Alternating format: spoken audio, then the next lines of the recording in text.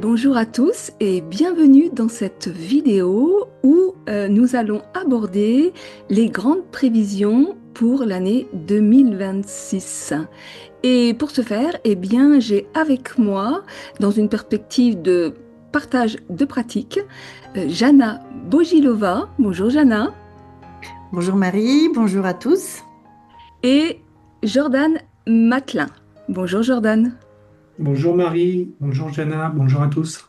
Je vais quand même en dire quelques mots parce que je ne sais pas si vous découvrez ma chaîne et si vous connaissez déjà Jana et Jordan avec lesquels je fais régulièrement des vidéos. Donc Jana, toi, tu pratiques l'astrologie sidérale ancestrale et toi, Jordan, tu pratiques l'astrologie indienne. Donc nous sommes bien dans le zodiaque sidéral et nous allons croiser l'Occident avec l'Orient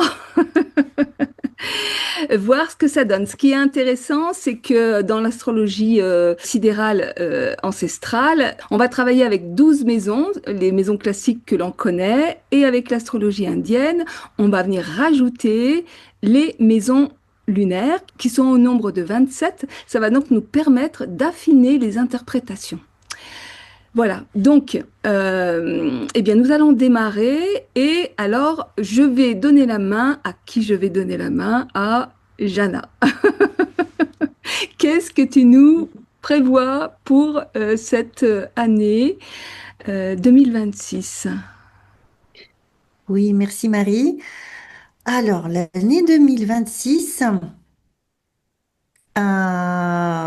se présente bien, se présente de manière puissante et décisive et je crois plutôt avec des bonnes surprises. Je crois que nous allons sortir de ce climat assez agaçant dans lequel nous nous trouvons. Les choses vont se dénouer sur certains sujets. Mais pour faire les prévisions, en réalité, il nous faut prendre le vrai début de l'année, qui n'est pas le 1er janvier, puisque au 1er janvier, nous fêtons le début de l'année civile, qui ne correspond à strictement rien dans le ciel. Alors que les moments clés de l'année, qui sont les solstices et les équinoxes, sont voilà, bien loin de cette date. De ce point de vue, le début de l'année 2026, en réalité, commence avec l'équinoxe du printemps, le 20 mars 2026. Et d'ici là, le mois de décembre 2025 au 20 mars 2026, nous sommes encore sous l'influence de ce qui s'est passé à l'équinoxe du printemps en 2025. Mm. Et nous avons fait avec toi une vidéo en début de 2025, même plusieurs même, et on en a largement parlé de cet équinoxe qui était extraordinaire, mais qu'il faut peut-être un petit peu rappeler pour qu'on se souvienne de quoi il revenait à ce moment-là, puisqu'il y a une continuité. Nous ne sommes pas comme ça dans des tranches coupées du temps. Les influences fondent l'une dans l'autre. Et je pense que ce serait bien de rappeler, voilà, ce qui s'est passé cette année, qu'est-ce qui continue et vers quoi ça va évoluer. Super. Ok, Jordan, est-ce que tu as quelque chose à rajouter par rapport à ce que vient de dire Jana? Bah, pas spécialement, hein, tout est assez limpide, hein, c'est une continuité. Il y a des choses qui ont commencé, notamment les conjonctions, les grandes conjonctions Saturne-Neptune, voilà. Et puis là, on va continuer. Ça va être la dernière conjonction qui va lancer comme un sablier, en fait, hein, un grand sablier, que c'est des conjonctions qui ont lieu toutes les 30 ans, tous les 30 ans. Donc là, ça va être au mois de février de cette année. Et donc, on va partir dans un nouveau cycle, mais c'est comme si on avait déclenché ce sablier Mm. et que derrière, ben, ça allait découler, Mm. voilà, avec tout ce que ça implique. Ok. Alors moi, je voudrais juste rajouter que lorsque Jana dit qu'il ne se passe rien dans le ciel, c'est vrai quand on remet cette phrase dans le contexte de son propos, mais en fait, il se passe plein de choses dans le ciel, hein, Oui, bien sûr. et même des choses importantes. Il Moi, n'y a j'ai pas de vu, nouvel an, je voulais dire, il n'y a oui, pas de voilà. nouvel an dans le ciel. Voilà, j'ai vu qu'au mois de janvier notamment, il y avait un superstellium. Enfin, bon, il y a des choses qui se passent, mais effectivement, la nouvelle année démarre au moment de ce que tu appelles le premier Nissan, il me semble. Et, euh, et voilà. Bah, je te repasse donc la main, Jana. Ok. Donc, je vais essayer d'être brève hein, pour mettre le cadre un petit peu de tout ça, parce qu'en fait, il faut se rappeler que premièrement, nous nous dirigeons vers une nouvelle ère astrologique, n'est-ce pas? Que le point vernal se déplace des Poissons vers le Verseau, que dans ce déplacement, le Soleil se trouve actuellement dans la dodécatémorie de Mars, qui présage pour un grand laps de temps des troubles, des conflits, des guerres, des confrontations, une forme de purge pour l'humanité, et que ça, c'est le fond global. Ça, c'est la toile de fond sur laquelle le reste se déroule. Après, il faut rappeler aussi que en 2020 a eu lieu la grande conjonction, ce qu'on appelle la grande conjonction en astrologie antique. Enfin, antique, la grande conjonction nous vient d'Abou Machar et de l'astrologie arabe. C'est lui qui a développé ces techniques, mais il s'agit de la conjonction entre Jupiter et Saturne. Cette grande conjonction détermine les grands cycles sociaux et politiques et le grand climat géopolitique dans lequel se déroulent tous les événements. Et cette conjonction, cette grande conjonction, a eu lieu en 2020. En 2020, quand nous avons vécu le Covid, le confinement et le début de quelque chose a été annoncé à ce moment-là, un grand remaniement des systèmes, etc. D'autant plus que cette conjonction a eu lieu au début du signe sidéral du Capricorne, là où actuellement se trouve Pluton. Pluton se trouve toujours dans ses débuts du Capricorne, et qu'en fait, cette conjonction avec Saturne qui était atrone chez lui et Jupiter qui était en exil, pardon, en chute dans le Capricorne, a donné ce qu'on a connu, un surcontrôle des populations, enfermement, fermeture des frontières et tentative de contrôle de toute l'humanité, etc. C'est comme ça commencé le cycle de la grande conjonction. Dans le Capricorne, un signe de Saturne. Donc, un accent est mis sur les structures, sur le statu quo, sur les administrations, sur le pouvoir exécutif, en fait, avec le Capricorne et Saturne, et le contrôle en général. Donc maintenant, dans ce contexte-là, à partir de là, il faut voir Saturne et Jupiter où ils en sont, parce qu'ils ont un cycle mutuel qui se déroule sur une vingtaine d'années et que ils sont l'un par rapport à l'autre dans une certaine phase de leur cycle. Et notamment cette année 2025, Saturne et Jupiter étaient en carré l'un par rapport à l'autre, puisque Jupiter étant plus rapide que Saturne, il est allé beaucoup plus loin dans le zodiaque en avant, et le carré s'est formé cette année. Le carré entre Jupiter et Saturne est un moment décisif de ce cycle, puisque dans ce nouvel élan, dans cette nouvelle graine qui a été semée, en fait, il va falloir se rendre compte et décider qu'est-ce qui est vivable, qu'est-ce qui est réalisable dans la vie et qu'est-ce qui doit être abandonné. C'est ça les carrés, surtout le premier carré entre deux principes.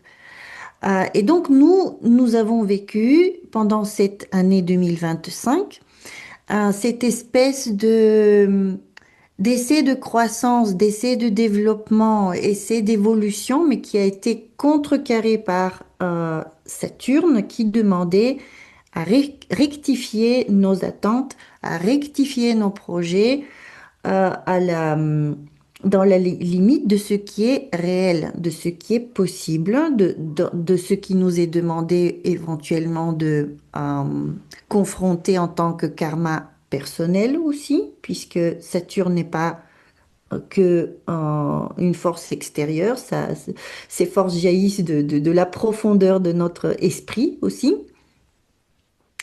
Et donc, il y a eu à la fois le désir d'avancer et les empêchements de le faire. Quelque chose veut vivre mais ne peut pas pousser comme on veut. Donc, ce carré-là se défait. Nous passons, en 2026, nous passons dans une phase de trigone entre Saturne et Jupiter, ce qui est une phase bien plus constructive, ce qui va nous enlever la frustration d'avancer. On aura sans doute à nouveau des limitations, etc., certaines limitations, mais imposées par Saturne, mais nous serons bien plus fluides dans nos mouvements et les choses deviendront plus constructives. Donc ça, c'est déjà un très bon premier point. Mm. Dans, dans ce cadre global arrivent d'autres influences et se déroulent en effet les équinoxes, les premiers Nissan, etc. Donc je voulais juste rappeler ça, j'espère ne pas avoir trop débordé. Ah non, super, c'est même super intéressant en fait. C'est tout à fait passionnant. Ok. Sur le plan de l'astrologie indienne, est-ce que tu as des choses à préciser Oui, si on prend le début de cette grande conjonction, donc qui a eu lieu début Capricorne 2020, euh, c'est dans un nakshatra qui s'appelle Uttarashada. Et en fait, il y a 27 nakshatras. Et ils vont par paire. Mais il y en a un qui n'a pas de paire, qui est seul et indépendant. Et c'est celui-là, en fait. Ah, Et donc, ça peut montrer que le, le- l'état profond, en fait, le système qui veut contrôler, veut couper du lien, couper isoler. En fait, c'est un nakshatra qui est relié aussi au fait de se sentir seul et isolé. Et le Covid a été déjà une première étape où il fallait couper le lien pour, entre guillemets, plus contrôler la population. Donc c'est vraiment assez parlant par rapport à ça. Et puis tout ce cycle-là qui découle derrière, en fait, c'est pour que nous, euh, parce que l'enjeu de ce nakshatra, c'est qu'on puisse refaire confiance en l'autre et recréer du lien. Donc ça vient agir en nous pour qu'on puisse voilà, s'unir à nouveau. Donc c'était un peu l'énergie du début de cette conjonction, mais qui nous fait travailler à travers ça pour... Hmm. et c'est passionnant, c'est super intéressant. Merci Jordan. Ok, bon bah ça démarre fort. J'attends la suite. Écoute, en même temps, cet endroit où s'est passée cette grande conjonction 2020, qui abritait non seulement Saturne et Jupiter, mais Pluton était là, Mars était là, enfin toutes les planètes étaient là, entre les cornes du bouc d'ailleurs, parce que c'est jusqu'au 10e degré du Capricorne, nous sommes dans la tête et les cornes du bouc qui représente quand même aussi les énergies les plus sombres, Mm. les plus perturbantes qu'un être humain puisse contenir en soi, des forces magiques également. Et quand Pluton se trouve là-dedans, il fait ressortir une grande noirceur accompagnée probablement aussi de pratiques magiques, véritablement magiques. Moi, Je suis persuadée que nos dirigeants sont complètement conscients de ce qu'ils font et que ça s'accompagne de certaines pratiques. Mais Satanique disons, alors. hmm, On peut parler de satanisme. on peut parler de satanisme, oui, oui. Ah, donc la grande conjonction a commencé là-dessus pour réformer ces énergies. En fait, ces énergies-là vont fleurir, sont en train de se montrer, c'est ce qu'on voit tous les jours. Ces énergies sont en train de se montrer au grand jour. Pluton passe par là en générant une forme de purge Hmm. dans tout ça, en faisant remonter à la surface les choses les plus enfouies, cachées, des traumatismes au niveau personnel. Ça peut correspondre aussi à des traumatismes. Ah ouais, c'est super intéressant. C'est Euh, aussi toute cette période où justement tout ce qui est pédocriminalité, tout ce qui est sorti, mhm. il y a énormément de secrets à ce moment-là qui sont sortis. Oui, et ça continue, c'est-à-dire que durant tout le cycle entre Jupiter et Saturne, ça va se remettre Au goût du jour. à Ouais, jour. ouais.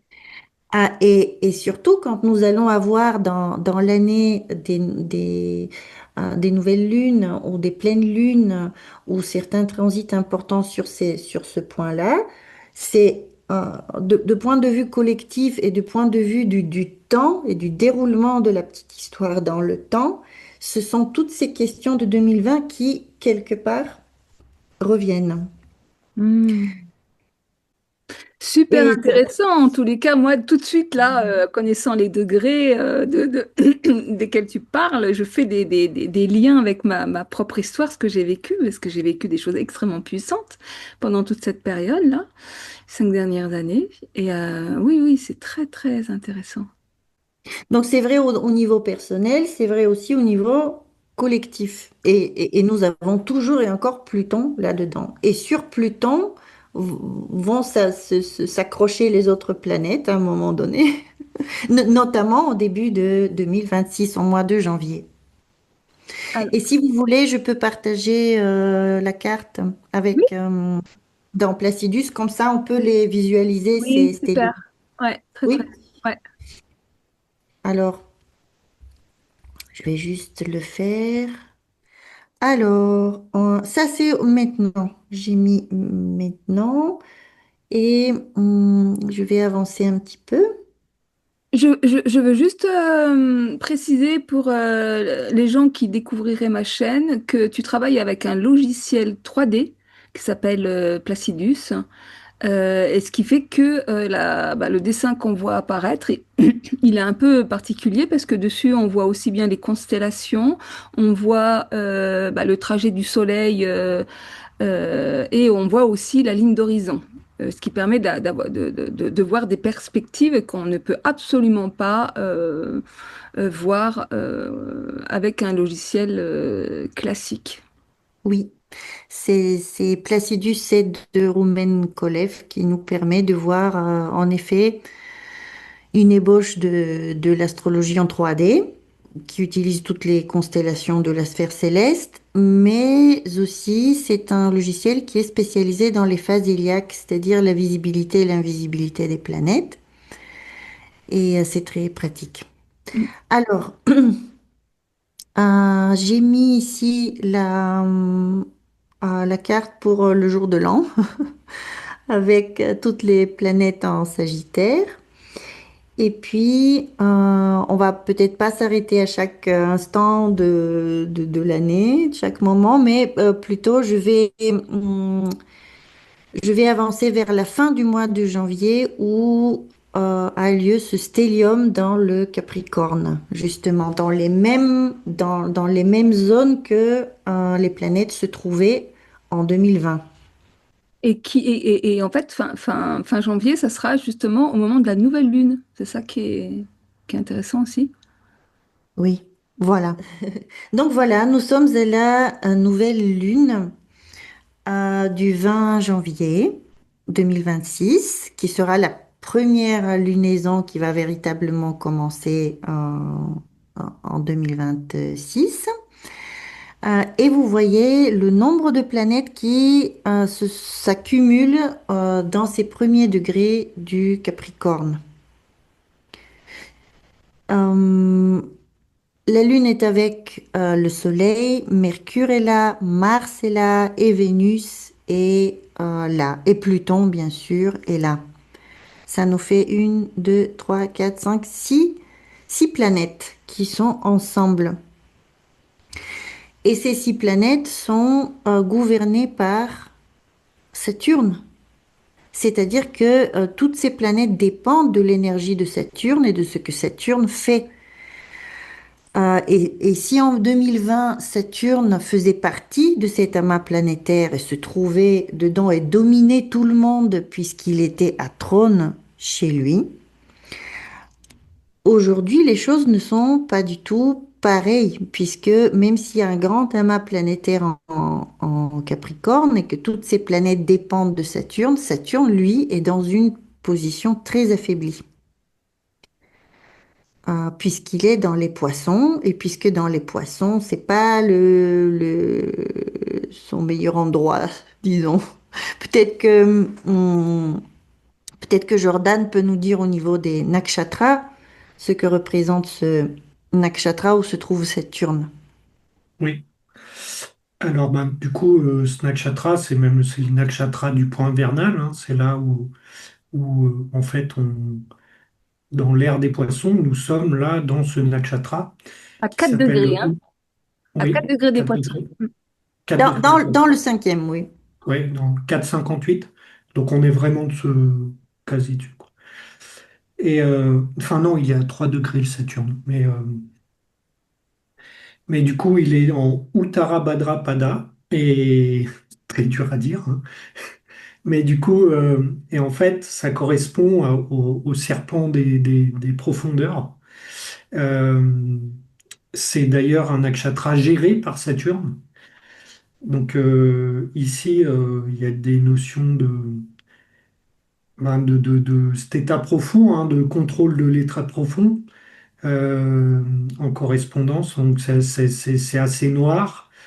Ça peut être très, il y a des potentiels spirituels très forts, mais au niveau de l'occulte. Euh, donc ici, il peut y avoir ce contrôle en fait par rapport bah, aux dirigeants, à nos dirigeants, parce qu'ici, on voit que l'amas planétaire, le stellium, il est vraiment sous le Soleil, c'est-à-dire que le Soleil rend invisible toutes les autres planètes et prend le dessus. C'est comme si vous voulez étouffer en fait les autres planètes et les rendre invisibles par son pouvoir, et ceci eh ben, en cachant certaines choses, en cachant des intentions qui sont ben, plus occultes, plus profondes. Ça remet en lumière en fait quelque chose qui n'est pas en lumière dans la conscience du monde. C'est-à-dire qu'il y a vraiment une guerre entre guillemets dans l'invisible, et elle se fait ici dans ce nakshatra. Le point vernal est ici. Neptune va pouvoir aider à dissoudre petit à petit cet état profond.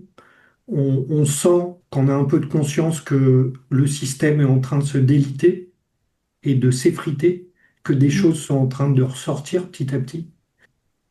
Oui, c'est un petit peu ce qu'on disait l'année dernière quand on avait fait notre vidéo prévisionnelle sur l'année, hein, avec cette conjonction Neptune-Saturne, que l'année allait certainement nous proposer de sortir de nos illusions pour incarner des valeurs plus universelles, en lien, enfin, ce qu'on appelle les valeurs christiques aussi, les valeurs d'amour, des valeurs de solidarité, de fraternité, enfin, etc. Mais cette dissolution, voilà, on en avait déjà parlé. Mm. Et oui, bah, c'est ça, mais du coup, là, c'est la conjonction Saturne-Neptune va se refaire le 20 février, je crois, de cette année. Et du coup, cette année, elle va être sur le point vernal, exactement pile poil sur le point vernal. C'est-à-dire qu'il y a un impact sur l'humanité complète. Et, et voilà, donc là, ça montre aussi que ça va être une année où c'est le début d'une prise de conscience plus générale au niveau de l'humanité par des choses qui vont ressortir, entre guillemets, du serpent des profondeurs, en fait. Des choses très noires, très occultes, qui vont venir. Alors, c'est un cycle qui part sur des grandes périodes, hein. Mais en fait, l'année 2026, c'est aussi une année une en numérologie. Et c'est aussi, ben, c'est peut-être encore plus le début de la fin. Truc. C'est le début de la fin, c'est-à-dire que la déconstruction, on repart dans une phase de déconstruction, mais qui avait été initiée avec les anciennes conjonctions. Enfin, ça se répète, mais ce qu'il y a, c'est que toutes les symboles astrologiques, les conjonctions, etc., en fait, sont des redites sur un système qui est en train de se déconstruire et de partir, et un autre qui va renaître par une prise de conscience plus générale puis même de sa dimension plus spirituelle de l'homme, parce que là, on est ça a aussi un nakshatra qui est relié à la métaphysique, à la conscience que l'homme n'est pas qu'un corps fait de matière et qu'il y a autre chose, qu'il y a quelque chose d'autre après la mort, etc. Donc, c'est vraiment, voilà, les gens qui ont des planètes là aussi, ça peut amener des grands occultistes ou des gens qui sont intéressés à la métaphysique, à une transcendance. Et donc, c'est comme si, voilà, l'humanité, va lancer cette transcendance. C'est lié aussi à la Kundalini. C'est-à-dire que la Kundalini, une fois chez l'homme, une fois qu'elle est déclenchée, on l'arrête plus. Tout à l'heure, je parlais du sablier, quand on le retourne, ben, voilà, le temps s'écoule. Et là, c'est comme si il y avait cette grande conjonction qui montrait que c'était presque irrémédiable. Après, on ne l'arrête plus. C'est-à-dire que le travail va se faire. Alors, ça ne veut pas dire que ça va se faire dans le plaisir, dans le bien, dans tout, parce qu'il va falloir tout déconstruire, tout ce qui c'est. Il peut y avoir des conflits, des guerres, et ça va pas lâcher comme ça. Donc voilà. Et là, le but, c'est de rester aligné en fait, hein. Et puis mais du coup, c'est super chouette. Enfin, c'est super chouette. C'est Ça, la vraiment, grande dégringolade qu'on c'est la attend. grande dégringolade, mais qui est nécessaire en fait. Ouais, Et moi, je dirais peut-être pas tant qu'il s'agit de rester aligné, parce que dans ces phases de chaos, on n'est pas aligné, mais simplement avoir la conscience que c'est normal et qu'il faut oui, c'est accompagner, normal. voilà, qu'il s'agit d'accompagner le processus, en fait, rester conscient plus qu'aligné.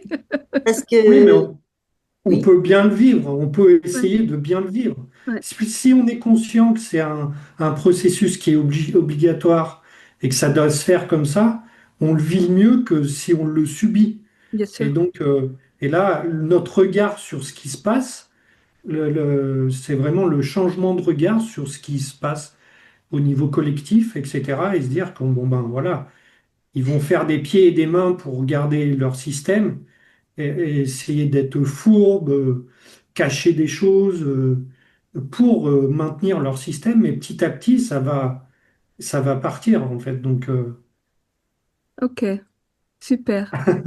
Merci, Jordan. tirade. non, mais je voulais juste mettre la carte pour illustrer ce que tu dis. C'est juste pour mettre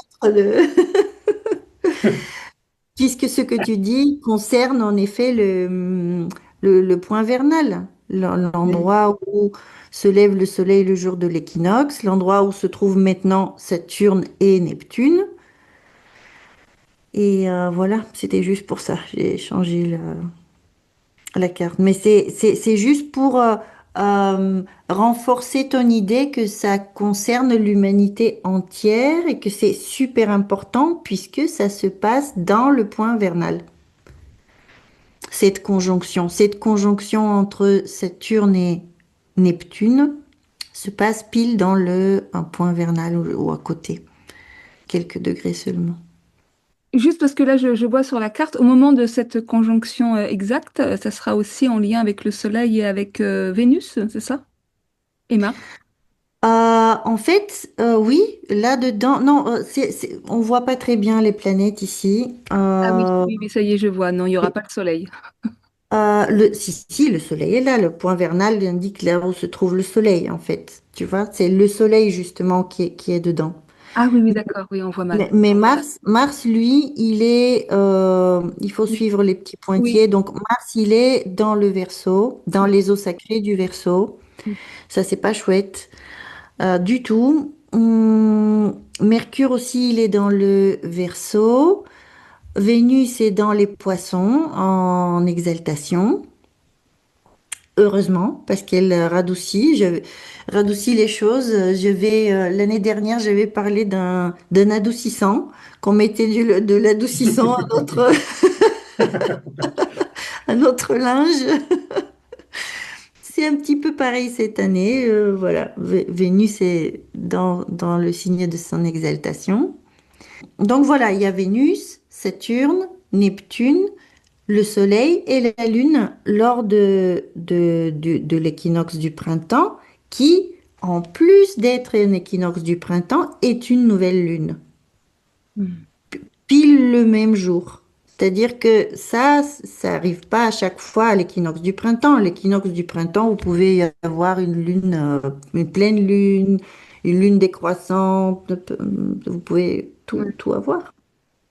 Là, nous sommes avec une nouvelle lune, pile le jour de l'équinoxe. Et ça, c'est exceptionnel. Hmm.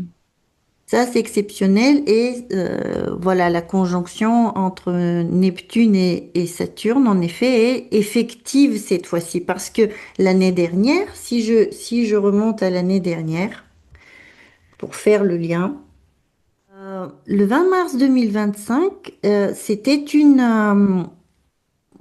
un équinoxe qui était exceptionnel parce que Vénus était là, à nouveau, mais elle était dans sa phase d'immortalité, dans sa phase de la victoire. C'est Vénus qui ne disparaît pas lors de sa conjonction avec le Soleil, qui représente l'archétype de la déesse Nike, qui est portée, qui accompagne Zeus et qui est un aspect d'Athéna Pallas, la grande guerrière, la grande stratège.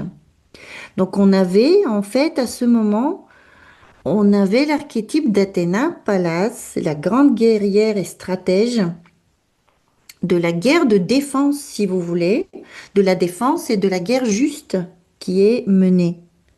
C'était ça qui était activé, d'avoir pile à ce moment-là cette Vénus-là. Et en plus, ça a été suivi à une semaine près d'une éclipse solaire Hmm. qui a, qui a scellé le tout comme un moment absolument unique Ouais, ouais. et puissant. Et donc cette guerre a été menée durant l'année, durant toute l'année. Euh, alors, je ne sais pas ce que vous en pensez, mais bon, c'est difficile de faire passer cette énergie sur une seule guerre. On en a vécu plusieurs. Chaque personne a vécu cette guerre à son niveau, à son propre niveau et avec ses propres moyens, avec ce que la vie lui demandait de faire. Et puis au niveau collectif, ben, nous avons la guerre en Ukraine qui est la guerre pour le sort de l'humanité et nous l'espérons tous contre l'État profond. Moi, je le vois comme ça. Voilà. Et effectivement, on voit qu'au moment de l'équinoxe, il n'y a pas de conjonction exacte avec Saturne, puisque cette Voilà. conjonction va se former après, Oui. en juillet, je crois. Et cette guerre-là, il faut dire qu'on est toujours et encore dans les effets de cet équinoxe-là. Ouais. Et qu'il est fort probable que cette promesse de Vénus d'une victoire se réalise, Hmm. puisqu'il s'agit de victoire avec elle, Hmm. déesse de la victoire. Et j'aimerais à ce sujet rappeler que la guerre en Ukraine a commencé en 2022, en février, avec Vénus et Mars dans le Sagittaire, qui était vers la fin du Sagittaire. Et figurez-vous, quelques jours plus tard, ils ont fait leur conjonction ou au tout début du Capricorne. Donc même la guerre en Ukraine a un lien avec ces degrés-là. Fin Sagittaire, début à Capricorne. Et nous avons là maintenant, au mois de décembre, une nouvelle conjonction qui se forme dans le Sagittaire, entre toutes ces planètes. Donc, vous voyez, tout ça, ça se perpétue dans le temps, ça se réalise dans le temps. On reprend les sujets du printemps pour arriver maintenant en 2026 à un équinoxe du printemps où Saturne est bien engagé dans les poissons, bien avec Neptune, et que le travail de dissolution s'opère, et que toutes les structures qui sont trop vieilles, trop pourries, trop inutiles et trop sclérosées doivent dégager. Voilà. Mais je laisse un peu la parole à Jordan parce que je m'enflamme et voilà. Je-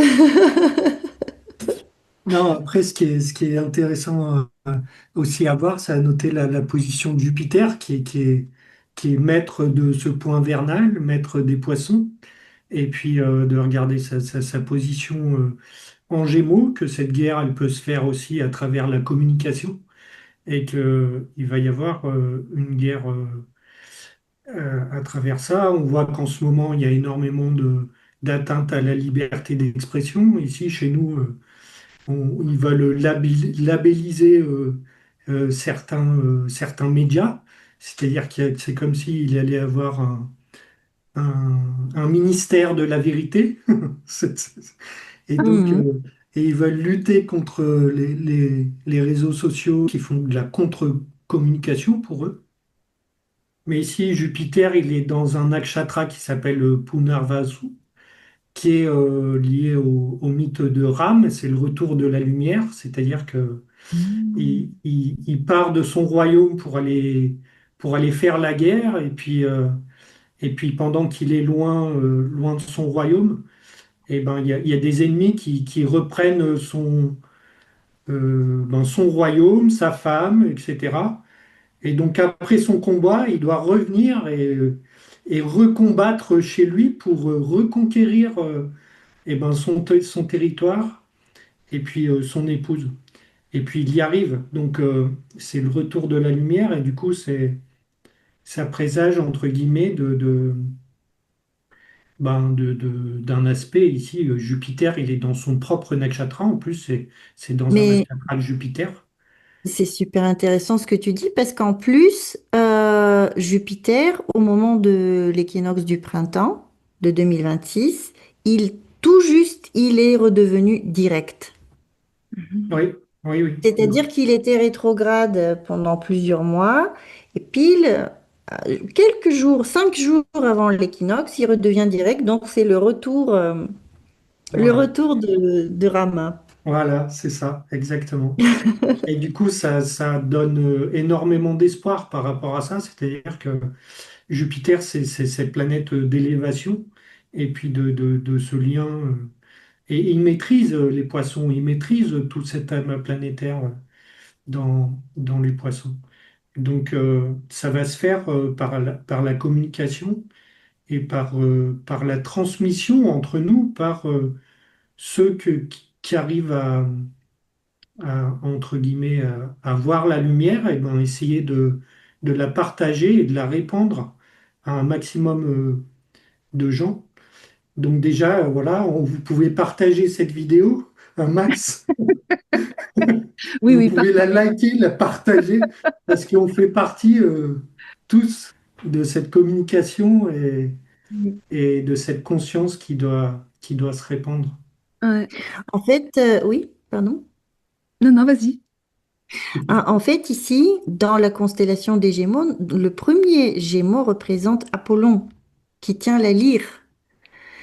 Et Jupiter se trouve là-dedans au moment de l'équinoxe du printemps, direct, dans la lyre qui a un lien avec les muses d'Apollon, donc tous les arts et les sciences, arts et sciences. Donc la lumière, elle vient aussi par le biais de oui, de la conscience, mais aussi des arts, des sciences et de la justice quelque part, de la vertu, puisqu'Apollon, c'est le dieu de la lumière en soi. Il envoie les flèches avec lesquelles il tue Python, le terrible monstre Python, qui peut représenter toute bataille contre nos propres vices, en fait, contre notre propre ombre. Et Python, il va tuer le serpent des profondeurs qui est en Uttarabhadrapada. Tu vois, Oui, nous avons deux, du coup, nous avons oui, Ah deux, ouais. voilà.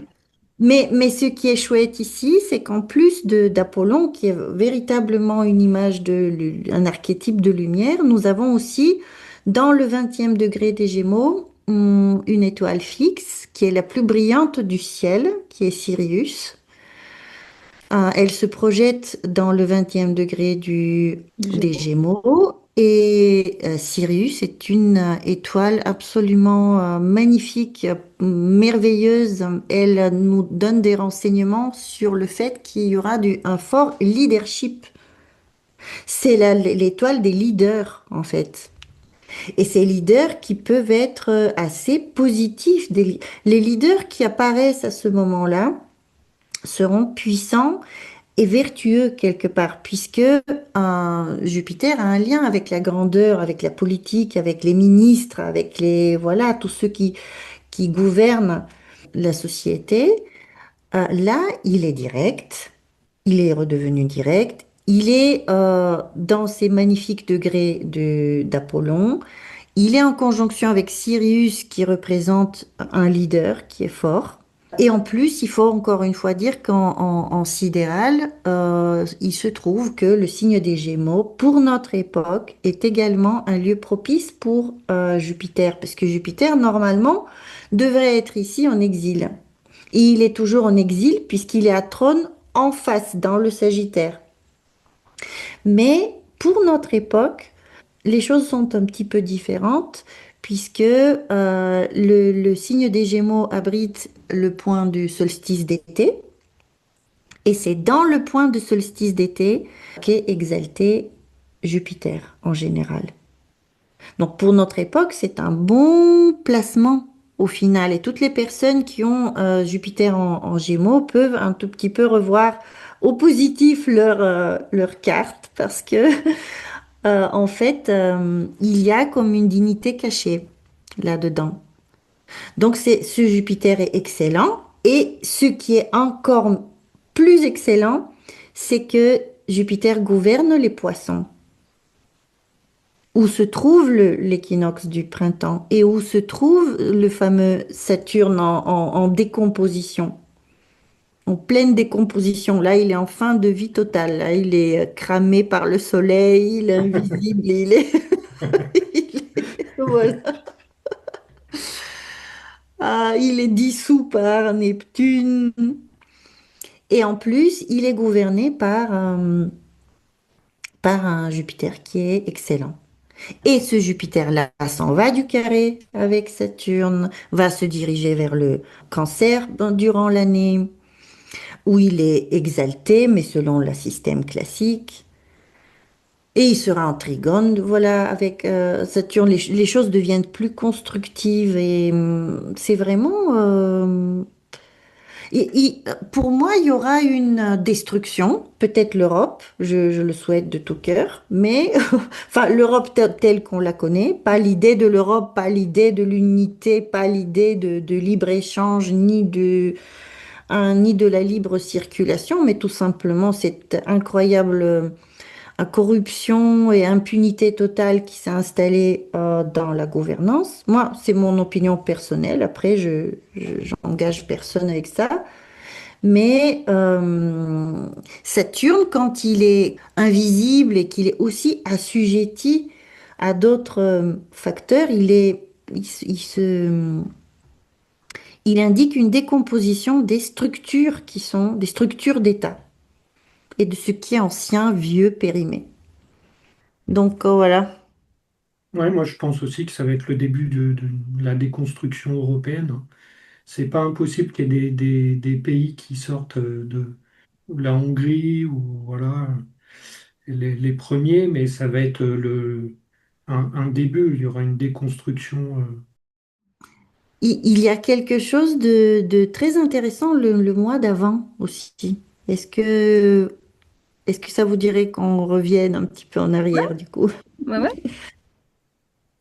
En fait, à partir de maintenant, à partir de décembre, nous avons un stellium qui se forme dans le Sagittaire et ce stellium, il se déplace un petit peu comme ça par le Capricorne, puis le Verseau, puis les Poissons et après il se disperse. Voilà, les planètes se dispersent. Mais regardez, maintenant, nous avons aussi plein de planètes qui se trouvent dans le Verseau. Et ça, c'est mi-février. Et je vais mettre la date exacte de la nouvelle lune. Voilà, c'est le 17 février. Pourquoi? Parce que c'est une éclipse solaire ce jour-là. Donc, nous avons juste le mois avant l'équinoxe du printemps, nous avons une éclipse. L'année dernière, c'était le mois de l'équinoxe pile. Cette année, c'est le mois précédent. Donc, il y aura un événement majeur au niveau des phases héliaques qui va précéder cette éclipse solaire au mois de février. Euh, Oui. je vais vous montrer le moment exact où Vénus et Mercure vont tous les deux devenir visibles dans le signe du Verseau. Le premier des deux qui va se montrer après sa conjonction avec le Soleil et sa période d'invisibilité, c'est Mercure. Pour la France, pour Paris, il va devenir visible le 7 février dans le 6e degré du Verseau. Et le lendemain, c'est Vénus qui va devenir visible à son tour dans le 3e degré du Verseau. Cela réveille l'énergie Verseau énormément, puisqu'une phase héliaque, c'est hyper puissant. Mm. Et dans le Verseau traditionnellement gouverné par Saturne, mais autrement gouverné par Uranus, et Jordan va peut-être nous parler de Raoult. C'est un signe qui est en lien avec la science, avec l'élément air et les communications, et puis avec tout ce qui est de l'ordre du parlementarisme, des référendums, du fait, voilà, des votes, des élections, de tout ça, toute l'idée même d'une république, en fait, est quelque part reliée au signe du Verseau, puisqu'il y a un vote à égalité entre tous les membres de la société qui sont mis à, à égalité les uns avec les autres. Et donc, quand nous avons et Mercure et Vénus qui se montrent ensemble dans le signe des Verseaux, pour moi, ça veut dire que non, non, il n'y aura pas de censure. Cette censure n'aboutira pas, Mm. puisque Mercure, c'est la communication. Mercure, c'est l'échange. Vénus est là. En plus, il y a de la vertu dans cette communication.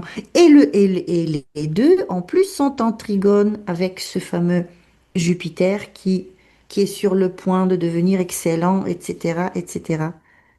Donc, c'est un événement très lumineux, très positif, début février, qui sera suivi une semaine, 9 jours, je crois, plus tard, d'une éclipse solaire qui va remettre une couche d'importance sur ces mêmes degrés. Ces mêmes degrés seront à nouveau stimulés. Donc ça précède l'équinoxe du printemps. C'est un petit peu, voilà. Mais peut-être que Jordan, au niveau des nakshatras, tu peux peut-être nous éclairer sur les Oui, alors du coup là significations on de est ce nakshatra. sur Dhanishta Nakshatra et c'est un nakshatra qui est géré par Mars. Mars ici il sera en Capricorne. Il y aura une certaine volonté de, de, de clarté en fait ouais, de mise en lumière.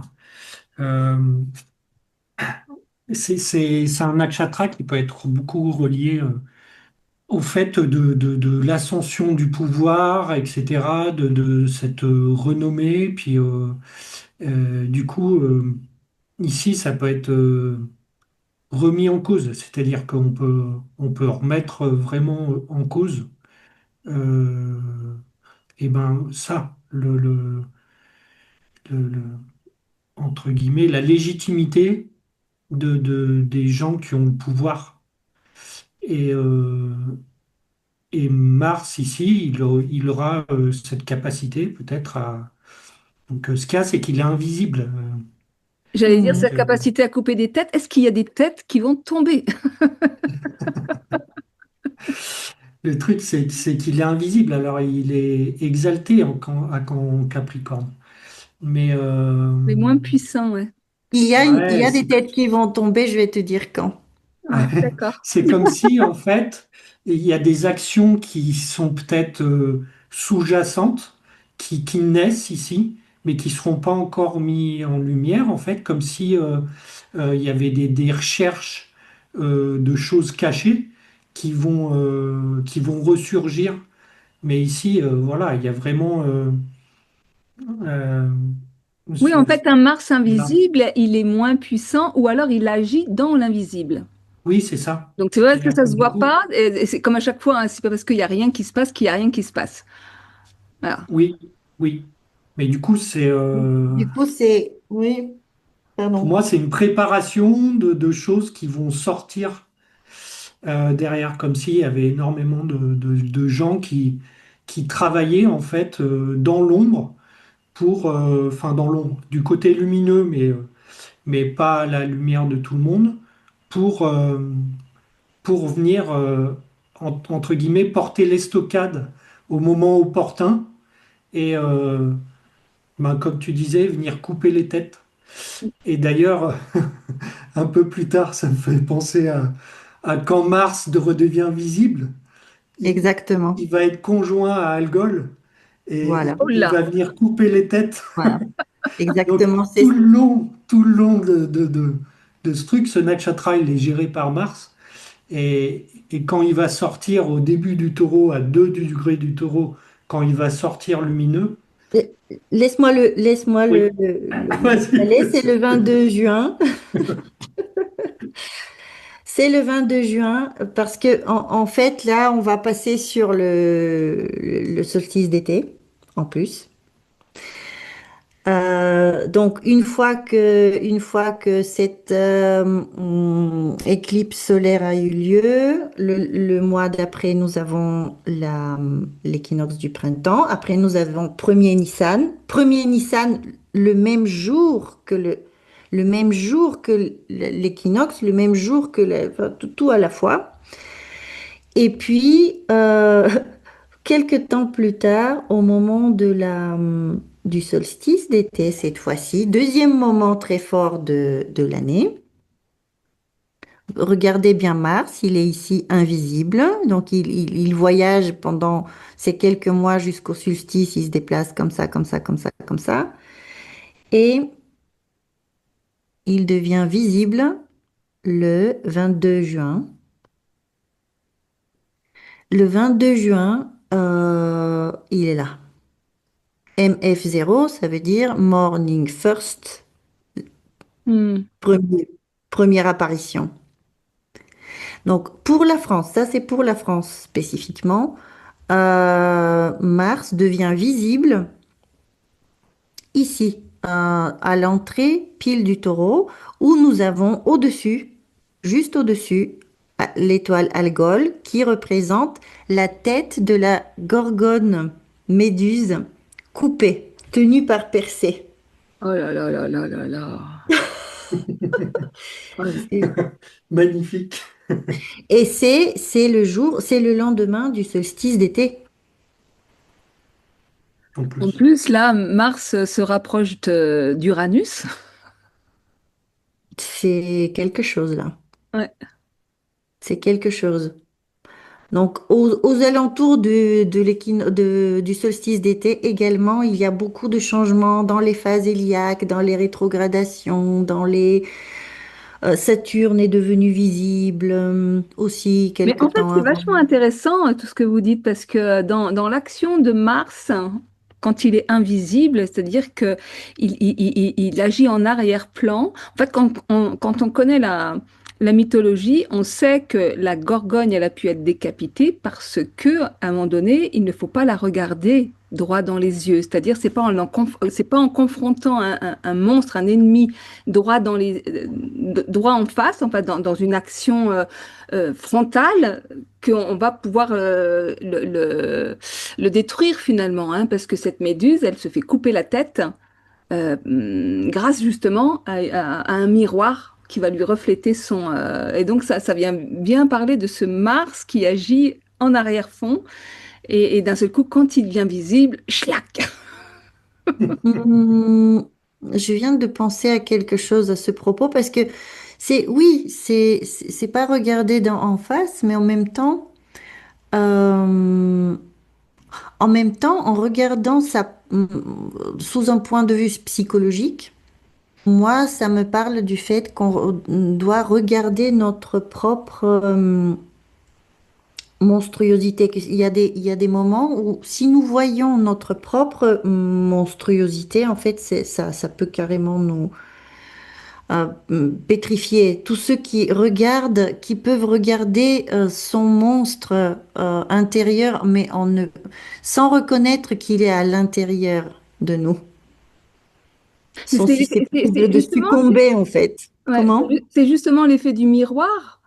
C'est-à-dire que, en fait, quand on regarde la méduse droit dans les yeux, elle nous pétrifie. Mais dès lors qu'on met un miroir en face, en fait, qu'est-ce qu'on voit dans le miroir? Ce n'est que nous-mêmes, en fait. Mhm, mhm.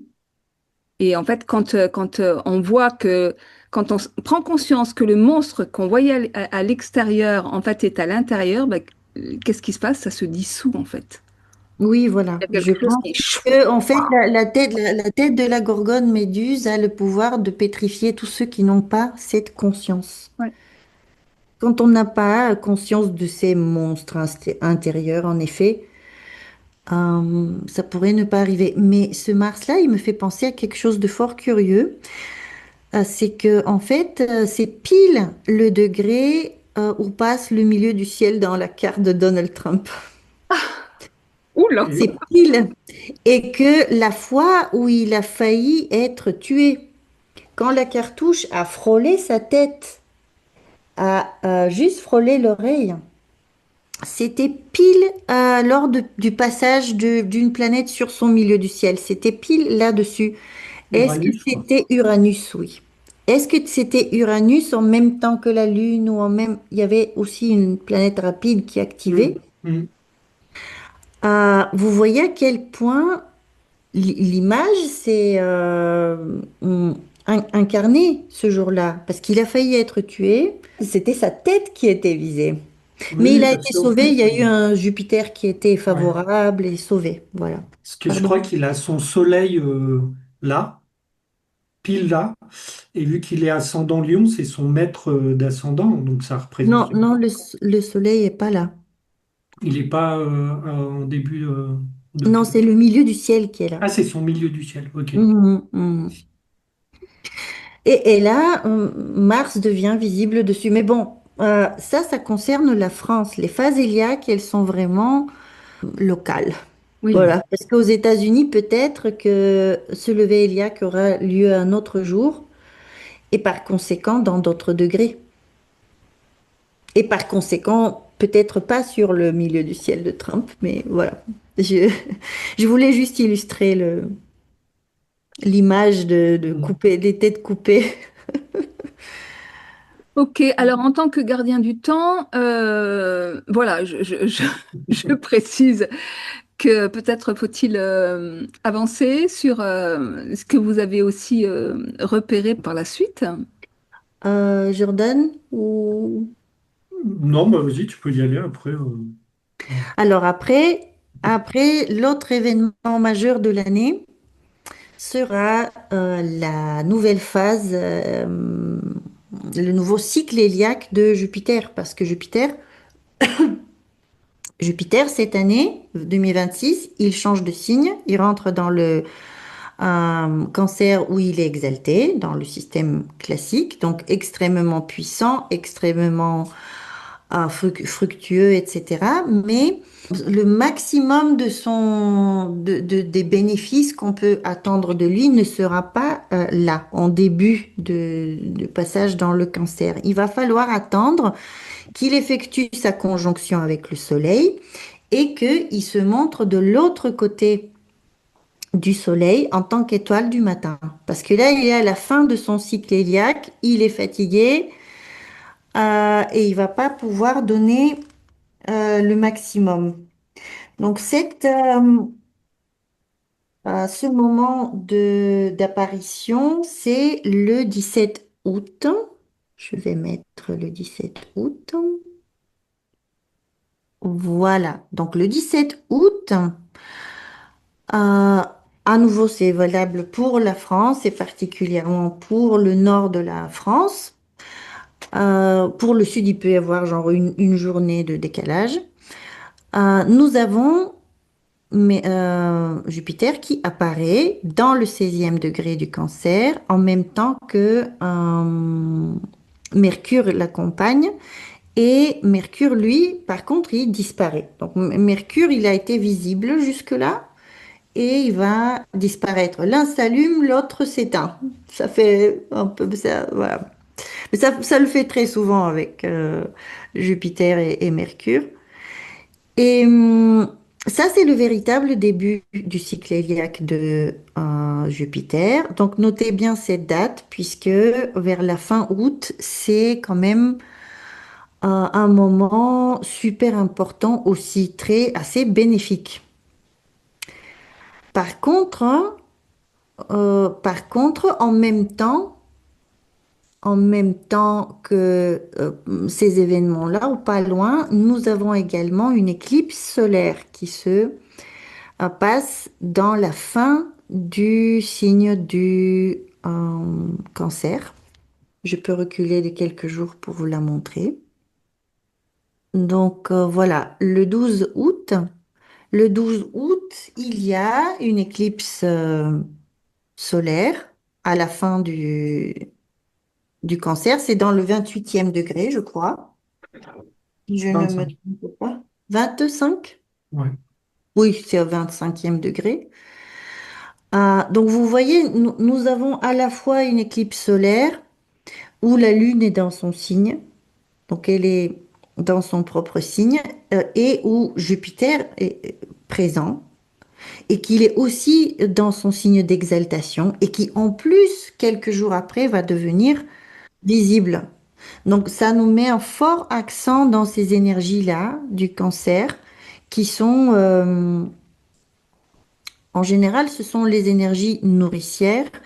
Et je vais pas vous raconter toute l'histoire de Jupiter dans le Cancer parce qu'on n'aura pas le temps. Mais c'est pas pour rien que Jupiter exalté dans ce signe, il apporte en effet de l'abondance, de la conscience. C'est le signe du Cancer, c'est le signe de l'ascendant de l'horoscope du monde, le Thema Mundi. Mm. Et voilà. Il y a toute une histoire de la bataille entre le bien et le mal qui aussi se déroule dans ce signe. Donc on reprend un petit peu ces histoires de lumière et d'ombre, Vous voyez, on reprend les mêmes thèmes, même au niveau collectif. Et il me semble bien qu'au niveau des nakshatras, il n'y a pas une histoire de serpent, là, encore une fois? Eh ben si, il y a quand même une redite ici parce qu'on est dans Ashlesha Nakshatra.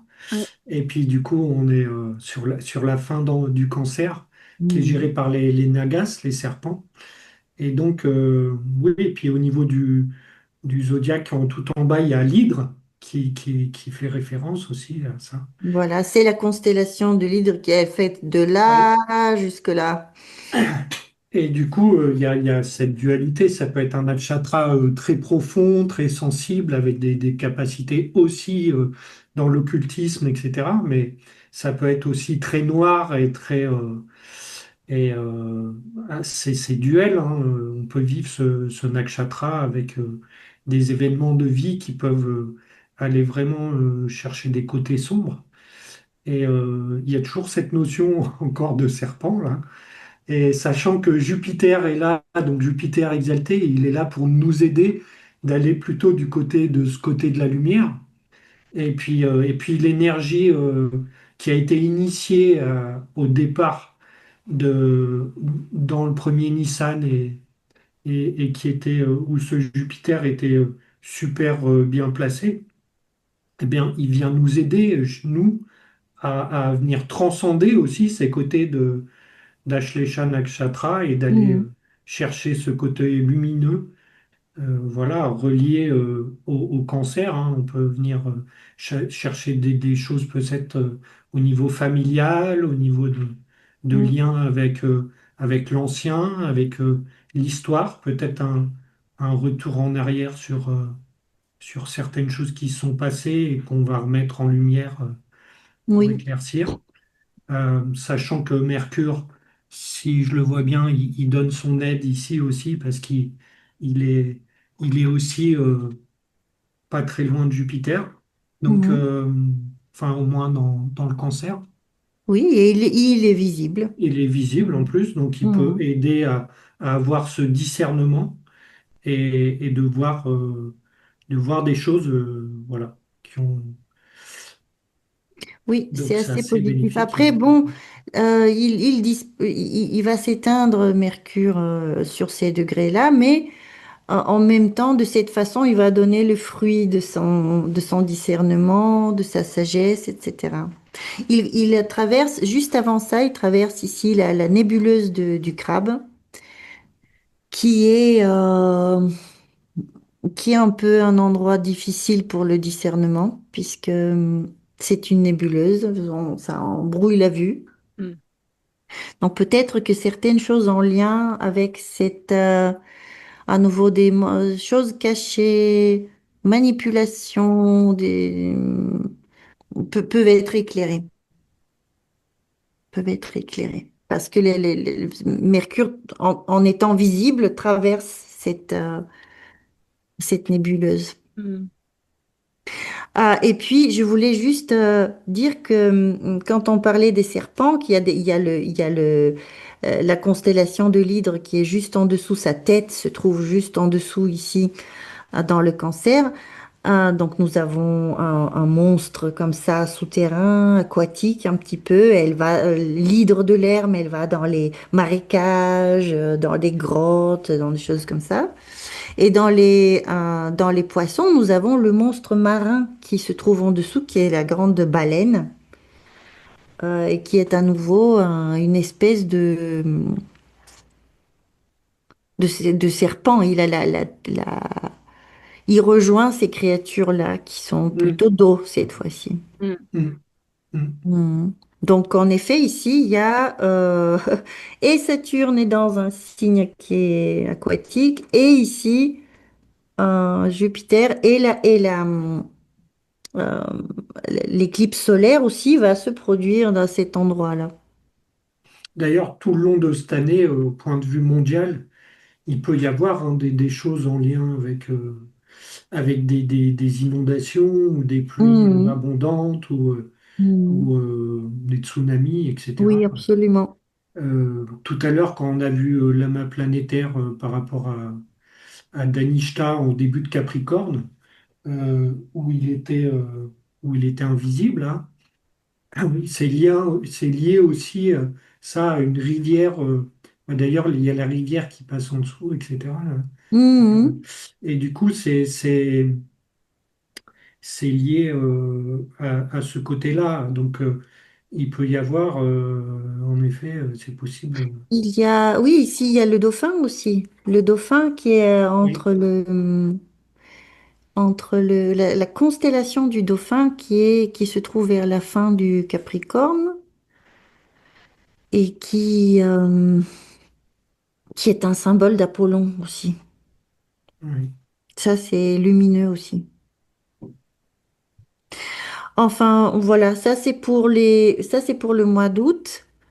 Après, il y a un petit, comment dire, il y a un petit désagrément avec le carré entre Mars et Vénus qui se déroule sur tout l'été. En gros, juin, juillet, début août, surtout début août. Le mois d'août, voilà, il y a un petit carré comme ça. Mars-Vénus, ça c'est au niveau des vacances et des histoires d'amour des vacances et du climat amoureux des vacances qui... Après, ce qui est pas mal, c'est que c'est dans deux constellations de Mercure. Et donc, Oui, donc c'est ça. Oui. multiplicité des Ouais. histoires. Euh, Mars carré Vénus, c'est jamais très chouette au niveau des histoires d'amour, puisqu'il peut y avoir trop de luxure ou trop de, comment dire, comme la luxure comme un motif premier de la relation. Une certaine Mhm. violence peut se mettre en place avec ces aspects-là, mais c'est pas quelque chose d'extrêmement important. C'est pas souligné par d'autres facteurs. Mhm. Je le dis juste comme ça au passage, Mhm. parce qu'après, au mois de septembre, par contre, il y a quelque chose de très curieux qui se passe. Il y a un moment de grand équilibre aux alentours du début septembre, quand nous avons le Soleil dans son propre signe, Jupiter exalté. La Lune ici, bon, je l'ai en Cancer aussi, j'ai pas fait exprès, mais elle est à trône. Mercure est dans son propre signe, Vénus dans son propre signe visible. Voilà. Donc, on a beaucoup de planètes qui sont dans leur propre signe, et ça, c'est un moment puissant aussi, puisqu'il y a beaucoup de compétences dans les planètes et les affaires qu'elles gèrent peuvent se dérouler bien. Voilà, donc c'est pas mal aussi, mois de septembre. C'est chouette. Et puis, je vais un petit peu rapidement pour vous montrer Vénus. Vénus va terminer son cycle héliaque pas loin. Donc, Vénus, elle va disparaître le 1er octobre. Je vais au 1er octobre pour vous la montrer. Donc, c'est la fin de son cycle héliaque pour la France, voilà, pour les latitudes de la France.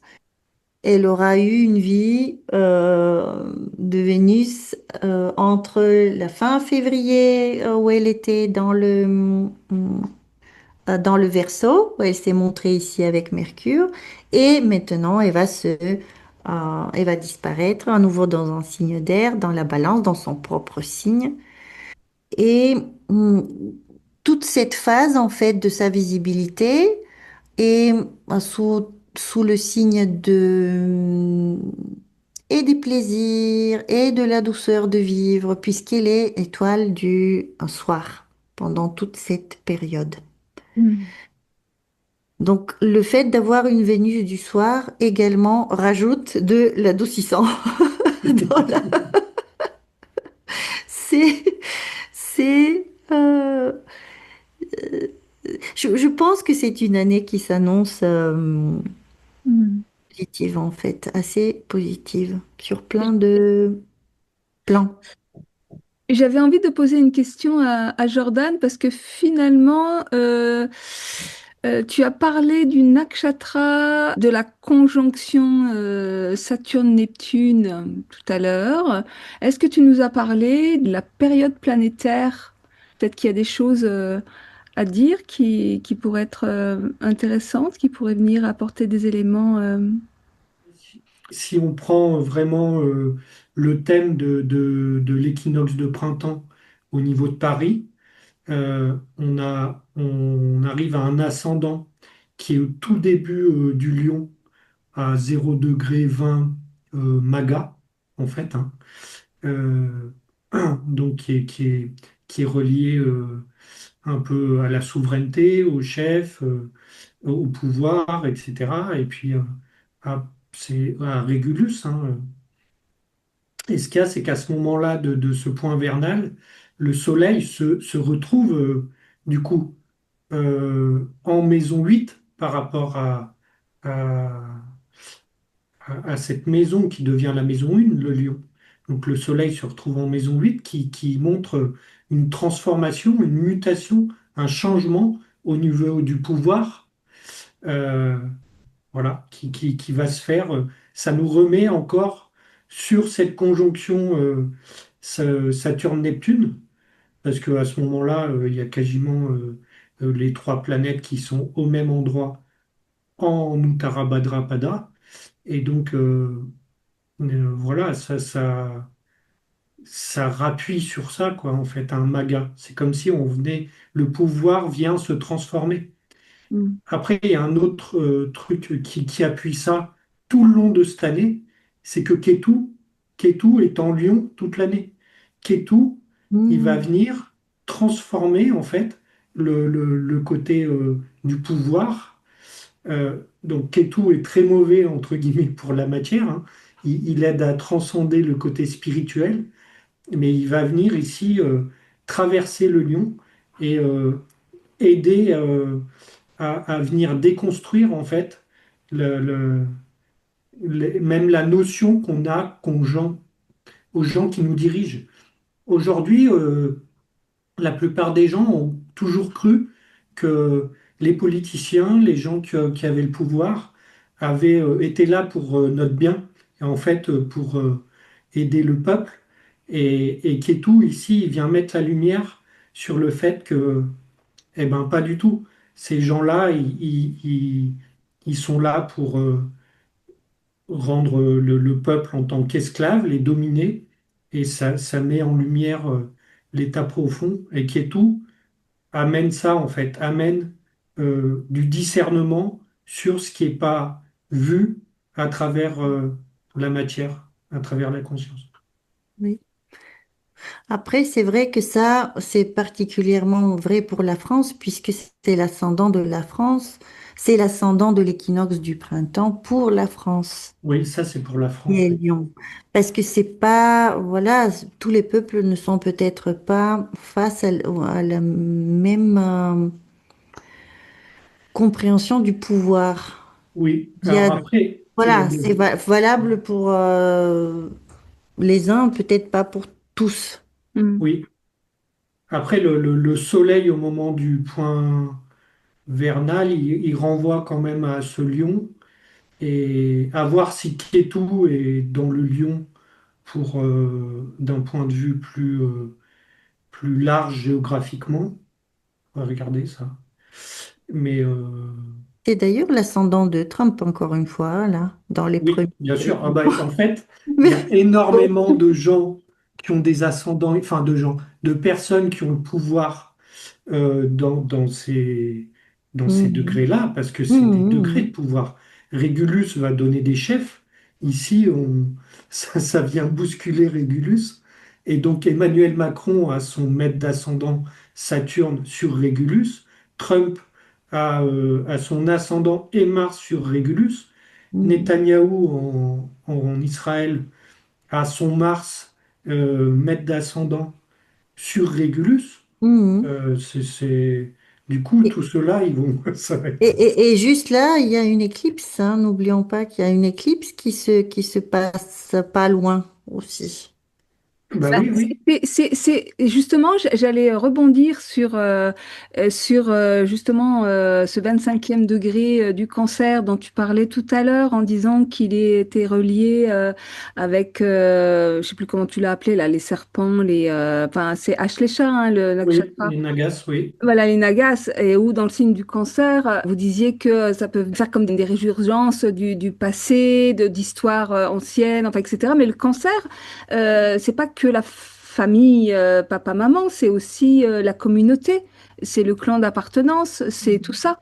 Donc, on pourrait Oui, imaginer que ces choses, justement, en lien avec ce que tu dis sur Ketu, qui reviennent, qui remontent, ces choses un peu négatives, voilà, qu'on vient expurger, qu'on vient, voilà, oui. ça serait justement prendre conscience que le pouvoir à qui on a délégué notre pouvoir, il n'est pas si bon que ça, quoi, qu'il serait Bah peut-être oui, temps oui, oui, de... c'est ça, exactement. Oui, oui, tout à fait. Le cancer, il a un lien avec les nationalismes aussi en général, Mm. sans que ce soit forcément négatif. Il y a du négatif, bien sûr, quand c'est outré, quand Mars est dedans. Là, en l'occurrence, Mars est dedans.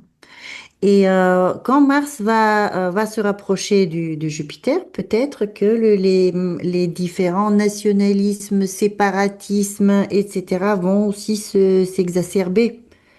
On va lutter pour sa patrie ou on va se battre pour sa patrie quelque part.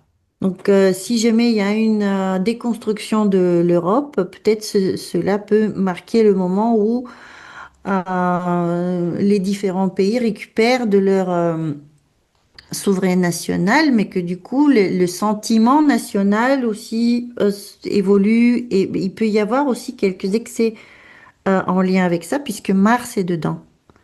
Mm. Donc, c'est à voir, mais en général, oui, en général, le cancer, c'est la communauté, la patrie. La Oui, patrie. oui, oui. Mm. C'est ça. Ah, je vais avancer juste encore un petit peu pour vous montrer cette conjonction et je vais m'arrêter là. C'est vers la fin de l'année, maintenant 2026, où, regardez, à la fois, nous avons, à la fois, nous avons une conjonction Mars-Jupiter et le nœud lunaire sud au tout début du Lion. Tout cela est dans un carré presque parfait avec le Soleil. Et cela marque un moment fort puisque c'est parmi les phases iliaques. Le carré au Soleil donne des énergies extrêmement exacerbées. Mars carré au Soleil, c'est exacerbé. Et avec Jupiter dessus, à mon avis, là, on peut voir ce genre d'énergie un peu nationaliste ou voilà, vous comprenez ce que je veux dire. Là, à vue d'œil comme ça, je ne saurais pas vous dire la gravité de cette énergie-là, mais il y a un risque de ce type d'énergie déborde. Ce sera à quel Ah, moment ça, c'est le 15 novembre là? 2026. Et puis, pas loin de cette date aussi, Vénus s'est montrée visible. Dans Spica, ici, en conjonction avec l'étoile fixe Spica, à la jonction entre la Vierge et la Balance. Mercure aussi est visible, donc c'est juste pour faire profiter nos spectateurs et nos spectatrices et leur dire que, il y a de belles énergies concernant la créativité, l'art oratoire, l'écriture vers la fin de l'année aussi, pour ceux qui veulent programmer un petit peu leurs activités. Voilà, c'est tout ce que je vous ai préparé. Super. Très bien. Bon, alors, puisque il faut bien finir un jour, je vous invite à dire un petit mot de la fin. Alors moi, bah, j'ai commencé, mais je vais peut-être dire qu'en fait, il y a quand même énormément euh, d'invitations à, à s'ouvrir à notre dimension vraiment profonde.